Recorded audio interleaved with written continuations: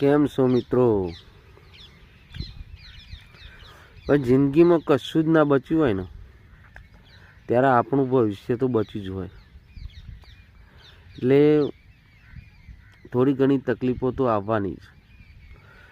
તકલીફો એટલા માટે આવું છું કે આપણને અનુભવ કરાવું કે આ જીવનમાં ઘણા કડવા અનુભવો થતા હોય કે અને સારા સારા માણસો જોડેથી થતા હોય. એટલે આપણને ઠેસ પણ વાગે ને પગે એ સારા માટે વાગતી હોય કારણ કે આપણને સારી રીતે ચાલતો આવડી જાય એટલા માટે વાગતા હોય.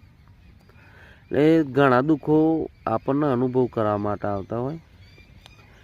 એટલે એમાં ગભરાવાની જરૂર નહીં. અને તમારો ધ્યેય પાક્કો રાખવાનો. એટલે કોઈ પણ ધ્યેય હોય, કોઈ પણ નોકરીનો હોય, ધંધાનો હોય, બિઝનેસનો હોય, ગમે તેનો હોય, એમાં જરૂર સફળતા મળે. અને મહેનતોનો તો ખાવા જ પડશે. ઈવન કશું કહેવાનું જ નહીં, ખાલી હો ભરવાનું જ અને કરીને બતાવવાનું. જય દ્વારકાધીશ.